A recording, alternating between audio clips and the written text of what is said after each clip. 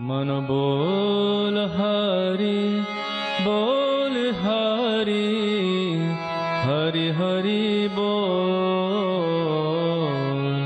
गोविंद माधव गोपाल बोल।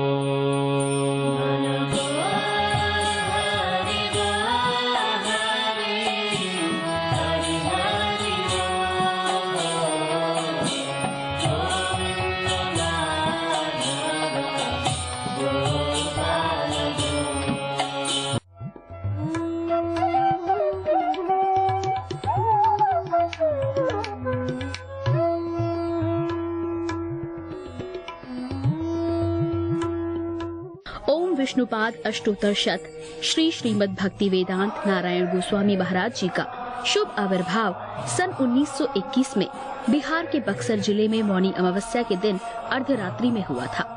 प्रारंभ से ही इनकी धर्म में रुचि थी। बचपन में ही उन्होंने गीता, रामायण आदि का अध्ययन किया था। संसार से अत्यंत तीव्र वैराग्य होने के कारण 25 वर्ष की आयु में ही वे गृहस्थ जीवन त्याग कर मठ में निवास करने लगे। सन 1946 में उन्होंने नित्य लीला प्रविष्ट ओम विष्णुपाद श्री श्रीमद् भक्ति प्रज्ञान केशव गोस्वामी महाराज जी से विधिवत दीक्षा प्राप्त की तथा सन 1954 में संन्यास ग्रहण किया। मथुरा में निवास करते हुए अपने गुरु की आज्ञा तथा कृपा से अनेक ग्रंथों का हिंदी भाषा में अनुवाद किया है। इनके प्रमुख ग्रंथ हैं श्रीमद् भगवद गीता, गीत गोविंद, जैव धर्म, वेणु गीत, भजन रहस्य, ब्रजमंडल परिक्रमा, श्री श्री बृहद भागवतामृतम। इन सभी ग्रंथों का English, Spanish, Dutch, French, German, Russian, Italian, Portuguese, Chinese आदि विश्व की अनेक भाषाओं में अनुवाद हो रहा है। लगभग पिछले 60 वर्षों से श्रील भक्ति वेदांत नारायण गोस्वामी जी महाराज ने भारत एवं विश्व के सभी प्रमुख देशों में शुद्ध भक्ति का प्रचार किया, अर्थात भक्ति योग की शिक्षा प्रदान की। श्रील गुरुदेव के भक्ति प्रचार कार्य से प्रोत्साहित होकर अमेरिका के ह्यूस्टन के मेयर द्वारा श्रीमान लीपी ब्राउन ने 31 मई सन 2003 को इन्हें ऑर्डिनरी सिटीजनशिप एवं गुडविल एम्बेसडर के सम्मान से विभूषित किया। सन 2003 में ध्वजाचार्य पीठ तथा विश्व धर्म संसद ने श्रील गुरुदेव को कृष्ण भक्ति, विश्व भर में सनातन धर्म के प्रचार प्रसार तथा ब्रजमंडल के संरक्षण एवं पुनरुद्धार हेतु अनेक अथक प्रयासों के लिए योगाचार्य की उपाधि से सम्मानित किया। इस प्रकार संपूर्ण विश्व में प्रेम धर्म का प्रचार प्रसार करते हुए श्रील भक्ति वेदांत नारायण गोस्वामी जी महाराज ने 29 दिसंबर 2010 को श्री जगन्नाथपुरी में अपनी भौम लीला को संवरण किया। वे अपनी दिव्य शिक्षाओं में और अपने निष्कपट आश्रित जनों के हृदय में सर्वदा विराजमान हैं। सबसे पहले मैं अपने गुरुदेव नित्य लीला प्रविष्ट ओम विष्णुपाद अष्टोत्तर शत परिवर्जकाचार्य श्री श्रीमद् भक्ति वेदांत नारायण गोस्वामी महाराज जी के चरणों में प्रणाम करता हूँ। नित्य लीला प्रविष्ट ओम विष्णुपाद अष्टोत्तर शत परिवर्जकाचार्य श्री श्रीमद् भक्ति वेदांत स्वामी शिला प्रभुपाद के चरणों में प्रणाम करता हूँ। अपने परम गुरुदेव नित्य लीला प्रविष्ट ओम विष्णुपाद अष्टोत्तर शत परिवर्जकाचार्य श्री श्रीमद् भक्ति प्रज्ञान केशव गोस्वामी महाराज जी के चरणों में प्रणाम करता हूँ। आप सब भक्तों का, श्रोताओं का, दर्शकों का स्वागत है। हम रूप गोस्वामी का ग्रंथ उपदेशामृत के 10वें श्लोक के ऊपर चर्चा कर रहे हैं। कल हमने जो चर्चा करी थी उसी को हम आगे बढ़ाते हैं। रूप गोस्वामी इस 10वें श्लोक उपदेशामृत में कहते हैं, वैकुंठज जानितो वरा मधुपुरी तत्रापि रास उत्सवद वृंदारण्यम उदरपानी रमना तत्रापि गोवर्धना राधा कुंडम गोकुलपते प्रेम अमृत प्लावनव कुर्यद अस्य विराजितो सेवम विवेकी न कह। रूप गोस्वामी इस श्लोक में कहते कौन ऐसा व्यक्ति जो सच में ही भक्ति में आगे बढ़ना चाहता है, क्या वो राधा कुंड की शरण नहीं लेगा?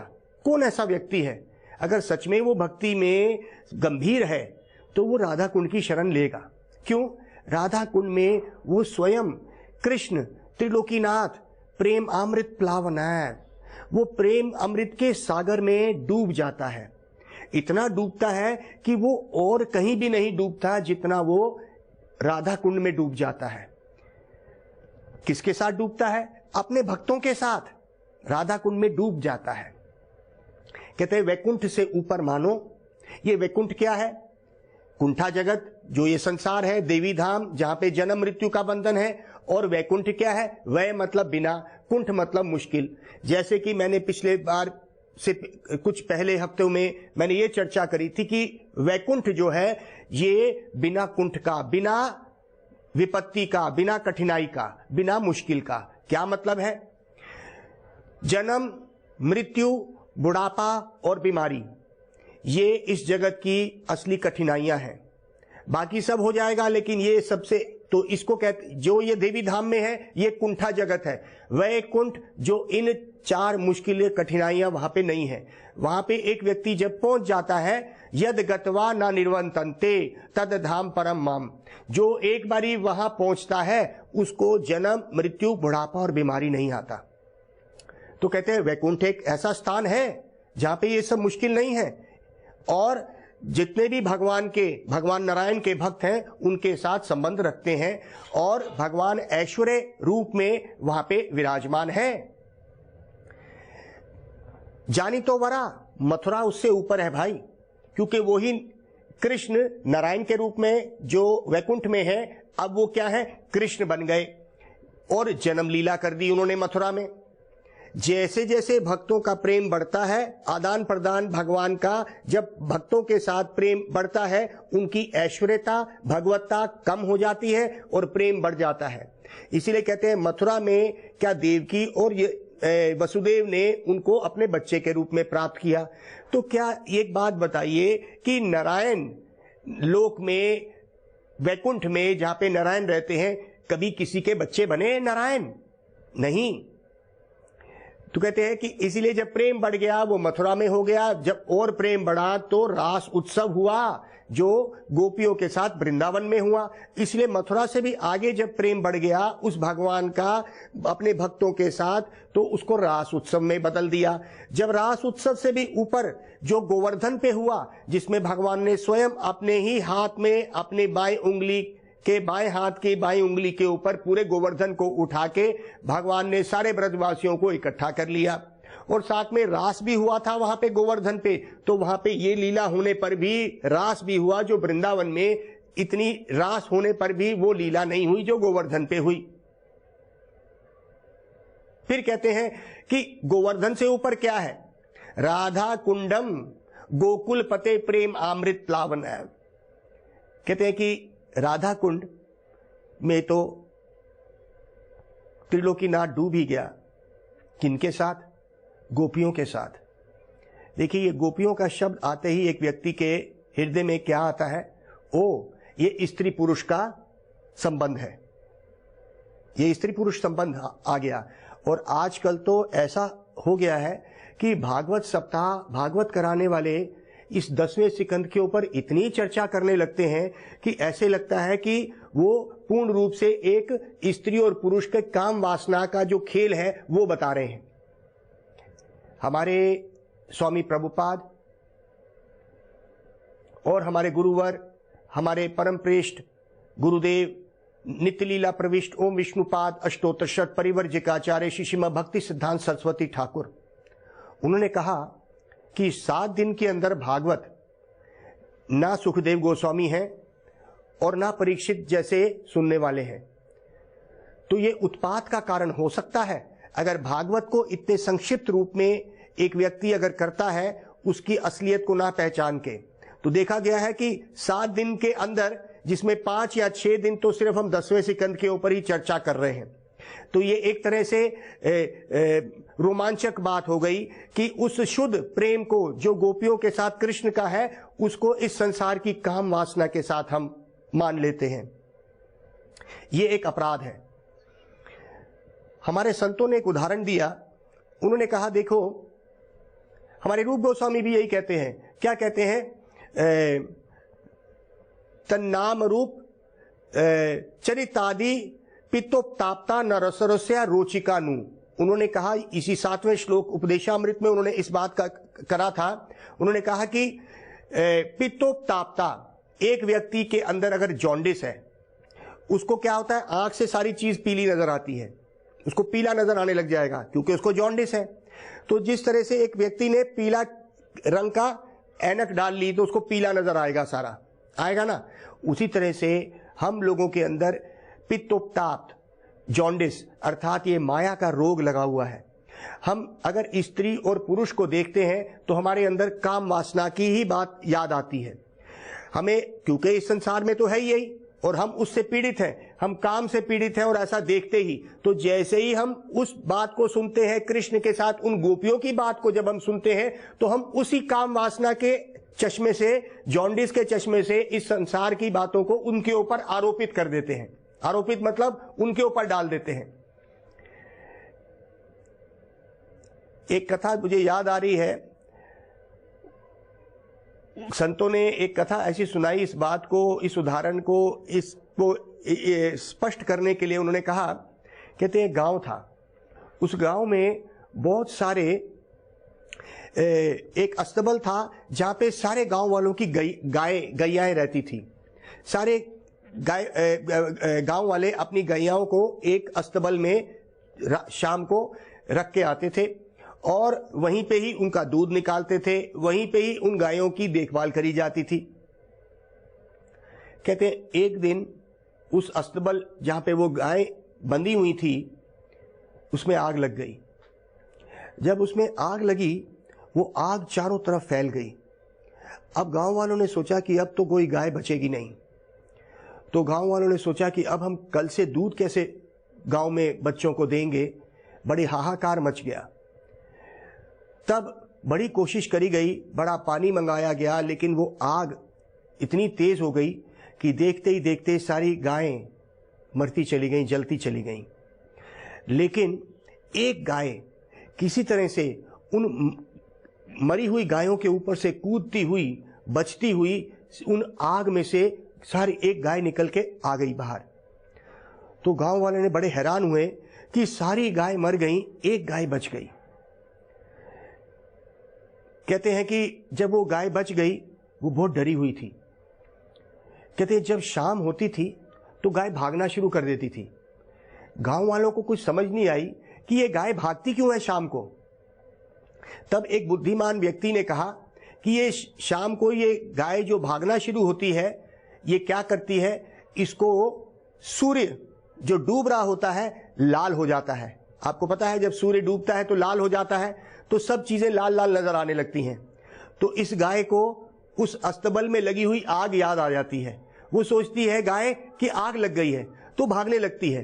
तो उसके अंदर वो भयानक स्थिति, उसकी गाय के आंख के अंदर क्या है, वो डर है। वो पीला देखते ही भागना शुरू कर देती है। जैसे ही सूरज लाल होता है तो सब चीजें लाल पीली होने लग जाती हैं। वो सोचती है आग लग गई। गाय को नहीं पता, लेकिन गाय भागने लगती है। उसी तरह से हमारी इन आंखों में काम वासना है। हम अगर शुद्ध चीज भी देखते हैं तो हम अपनी काम वासना से उसके ऊपर आरोपित कर देते हैं, डाल देते हैं। हम भी सोचते हैं ये भी ऐसा ही होगा। लेकिन कृष्ण की लीलाएं, कृष्ण की अपने गोपियों के साथ जो उनकी लीलाएं हुई हैं वो आम नहीं है। और यहां तक कि सुखदेव गोस्वामी 10वें सिकंद में कहते हैं कि ऐसी लीलाओं को शुद्ध भक्तों के मुख से सुनने से हमारे हृदय का काम भाग जाएगा। श्रीमद् भागवतम विक्रीडितम ब्रजवधु विदम च विष्णु श्रद्धा अन्वितो अनुश्रणु यवद वर्णेद्य भक्ति पराम भगवती प्रतिलाभ्य कामम हृदय रोग अपशतीनो हचीरेन धीरा। 10वां सिकंद में जब उन्होंने इस रास लीला का वर्णन और गोपियों के साथ कृष्ण का जब वर्णन शुरू किया, सुखदेव गोस्वामी कितने वैरागी हैं, उनका कोई लेना देना नहीं संसार के काम और क्रोध से। लेकिन उन्होंने क्या कहा, विक्रीडितम, क्रीड़ा, विक्रीडितम, जो खास, वी मतलब विशेष, क्रीड़ा, जो क्रीड़ाएं, ब्रजवधु भी इदम च विष्णु, विष्णु मतलब स्वयं भगवान ने, या कृष्ण नहीं बोला, विष्णु बोल दिया गया। क्यों, ये भगवान की बात कर रहे हैं हम। और उनकी जो खास क्रीड़ा, खेल हुआ उन गोपियों के साथ, ब्रजवधु भी इदम च विष्णु, विष्णु के साथ उन ब्रजवधुओं का जो खेल हुआ, श्रद्धा अन्वितो, अनुश्रणु, श्रद्धा के साथ सुनो। अनुश्रणु, अनु मतलब अनुगत्य में सुनो। किसी प्रोफेशनल जिसने भागवत करने के पैसे ले लिए हो उससे मत सुनो, क्योंकि उससे काम बढ़ेगा, लेकिन ये भक्तों के मुख से सुनो। अनुश्रणु यवद वर्णेद्य, जब भी वर्णन किया जाए गोपियों का कृष्ण के साथ प्रसंग, तो क्या होगा? ब्रजवधु विदम च विष्णु श्रद्धा अन्वितो अनुश्रणु यवद वर्णेद्य, जब वर्णन किया जाए। भक्ति परम भगवती प्रतिलाभ्य कामम, परम भक्ति मिलेगी तुम्हें। हृदय रोग, हृदय का क्या रोग है?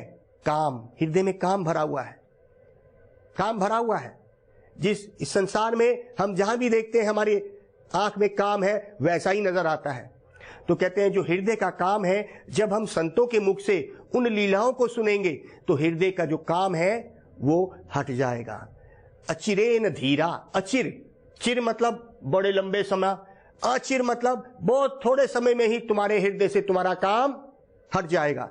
तो आज रूप गोस्वामी के चरणों में प्रणाम करते हुए उस वृंदावन, उस वैकुंठ की महिमा और वैकुंठ को प्रणाम करते हुए हम मधुपुरी मतलब मथुरा को प्रणाम करते हुए, भगवान की उन मथुरा में जन्म लीलाओं को प्रणाम करते हुए हम और आगे जब बढ़ रहे हैं तो हम वृंदावन की रास उत्सव तक जब पहुंचे हैं और वृंदावन से गोवर्धन तक जब पहुंचे हैं, रूप गोस्वामी ने कहा कि और आगे बढ़ो, इससे ऊंची भी कोई जगह है।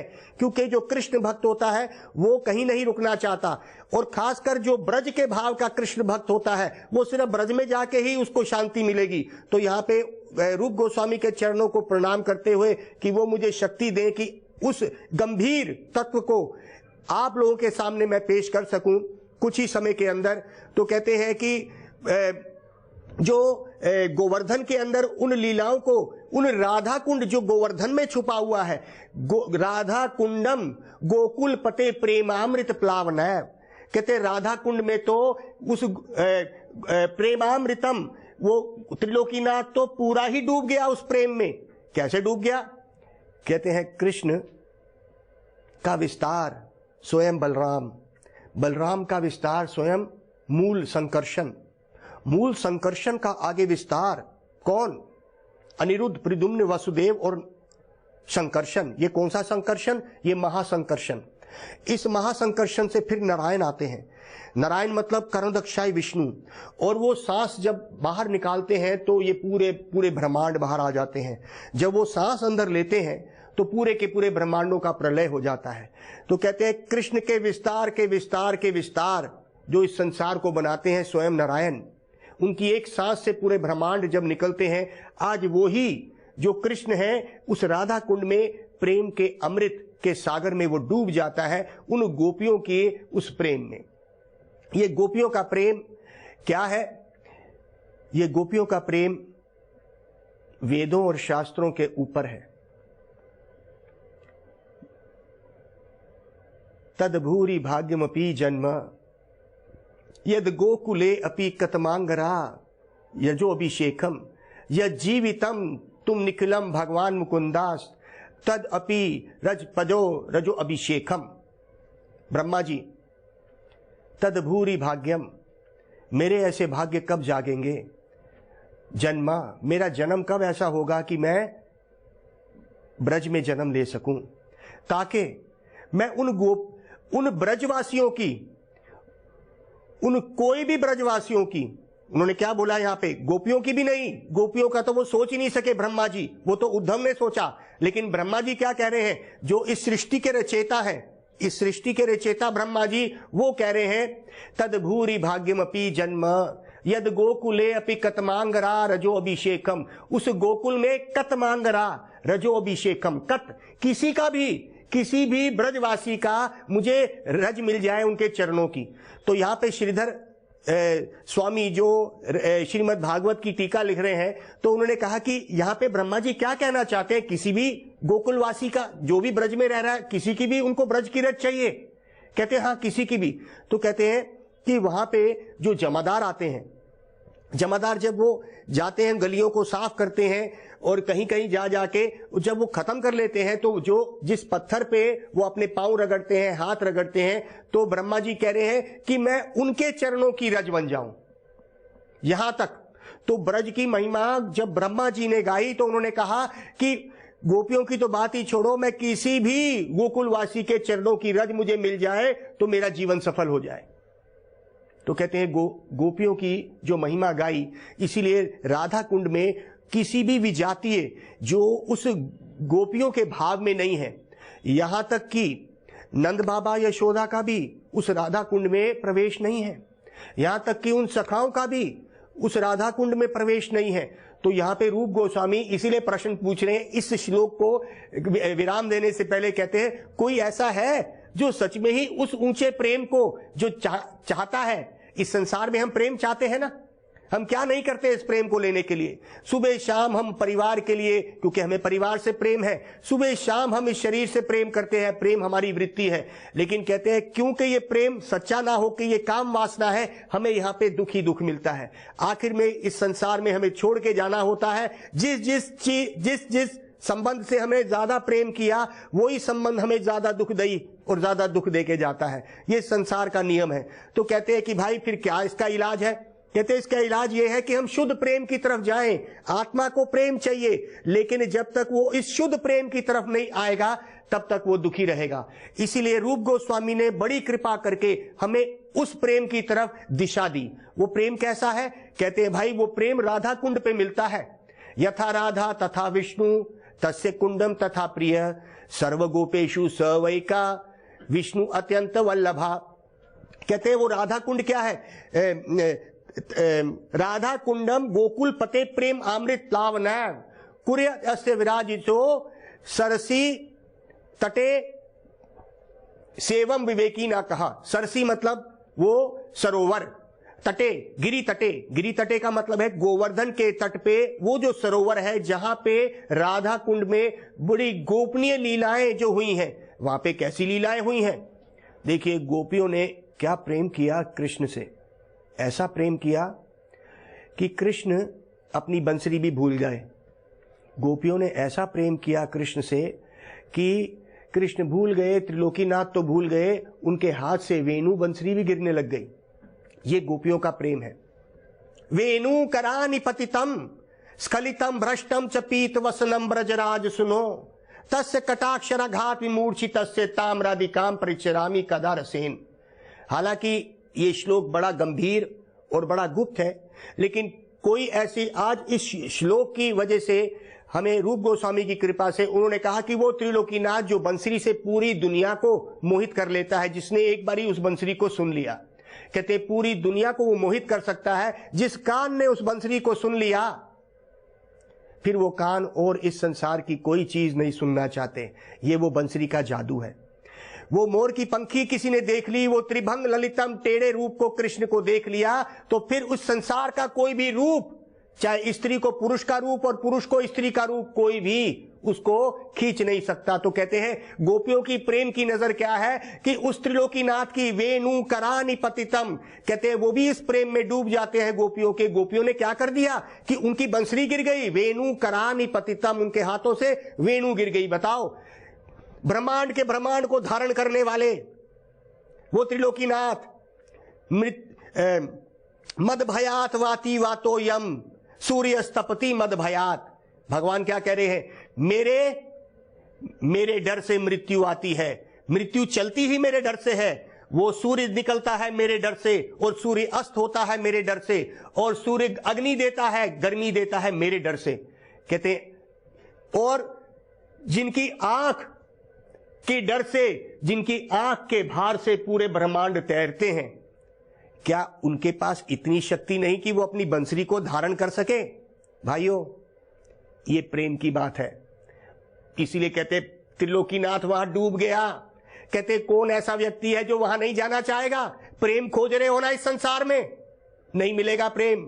प्रेम उसी के पास है, ये संपत्ति उसी की है, ये शुद्ध प्रेम उसी का है। ये संसार का झूठे प्रेम में कब तक बंधे रहोगे? तो प्रबोधानंद सरस्वती पाद एक बड़ा गंभीर श्लोक बोलते हैं, समय भी कम है, मैं इस श्लोक को बोलता हूं, बड़े ध्यान से सुनेंगे। प्रबोधानंद सरस्वती पाद क्या कहते हैं?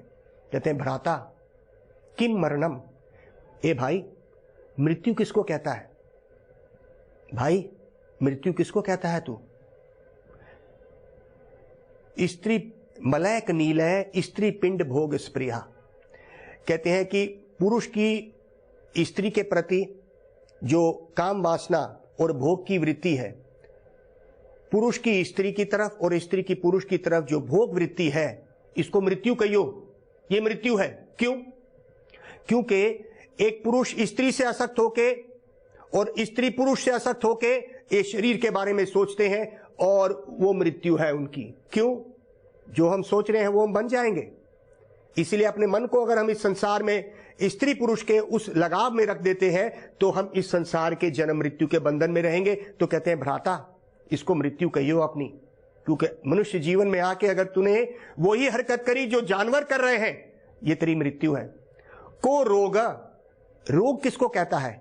बीमारी क्या है? को रोग बहिर अंतर उन्मिथन कृत राग द्वेष परा। दूसरे की तरक्की को देख के तेरे को जलन होती है, द्वेष। और इस संसार के भोग करने के लिए जब तू आगे दौड़ता है, भोग करने से तेरी तृप्ति ना होके आग और जलती है तो तेरे को गुस्सा आता है। तो कहते हैं ये तेरा रोग है। तो ये रोग क्या है? राग और द्वेष, दूसरों का द्वेष करना, जलना, ये तेरा असली रोग है, बीमारी ये है तेरी। क स्वर्ग, स्वर्ग किसको कहेगा? क स्वर्ग परमो ब्रजेंद्र तनया प्रेम उत्सव संगति, उसको स्वर्ग कहियो। जब प्रेम उत्सव हुआ जो ब्रज में, जो उन ब्रजवासियों के साथ कृष्ण जो लीलाएं करी, उसी को स्वर्ग कहियो। हम स्वर्ग का मतलब समझते हैं अरे वहां पे सब भोग विलास है, और लेकिन स्वर्ग में भी जन्म मृत्यु है। लेकिन ये उस स्वर्ग की बात करी गई है। स्वर्ग मतलब सुख शांति। सुख शांति की जगह वो है जहां पे ब्रजेंद्र नंदन अपने ब्रजवासियों के साथ लड्डू चुराता है, अपने मटकी तोड़ता है, उसको तू स्वर्ग कहियो। क स्वर्ग परमो ब्रजेंद्र तनया, ब्रजेंद्र तनया मतलब वो ब्रजेंद्र नंदन, वो नंद बाबा का पुत्र ब्रजेंद्र तनया। प्रेम उत्सव, जो प्रेम के उत्सव वो उसने गोकुल में करे, गैया को चराने ले जा रहा है, और वहां पे चीर हरण किया, वहां पे रास उत्सव किया, वहां पे मटकी फोड़ी और मक्खन चुराया, उसको प्रेम उत्सव कहियो। और कहते हैं किम सर्व उपनिषद रहस्यम परम वृंदा टवी तत्प्रियाऊ। सबसे ऊंचा रहस्य उपनिषद का क्या है? वृंदा टवी। उस वृंदावन के जंगल में जो गोपियों के साथ उन्होंने रास किया है, वो सबसे बड़ा रहस्य है जीवन का। जब ये रहस्य तेरा पूरा हो जाएगा, जब ये रहस्य समझ जाएगा, तब तू संतुष्ट होगा। इसीलिए उस गोपनीय चीज तक पहुंचने के लिए ऐसे संतों की कृपा चाहिए, रूप गोस्वामी और गुरुदेव की कृपा चाहिए। आइए उनके चरणों को याद करते करते हम भगवान का नाम ले। 16 शब्द का महामंत्र, हरे कृष्णा कृष्णा कृष्णा हरे हरे, हरे राम राम राम हरे हरे। गौर प्रेमानंदे हरि हरि बोल।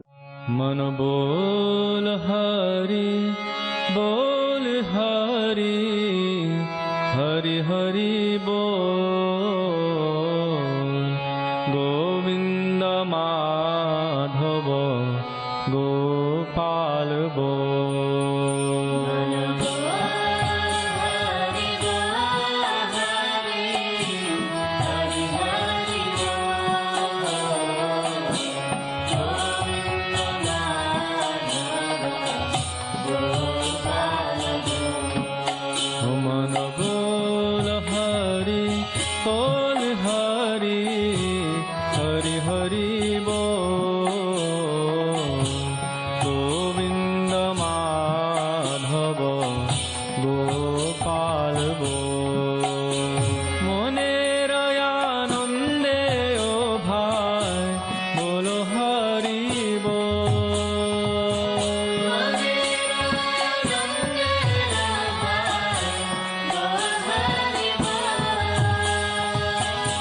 जनमे जनमे सुखे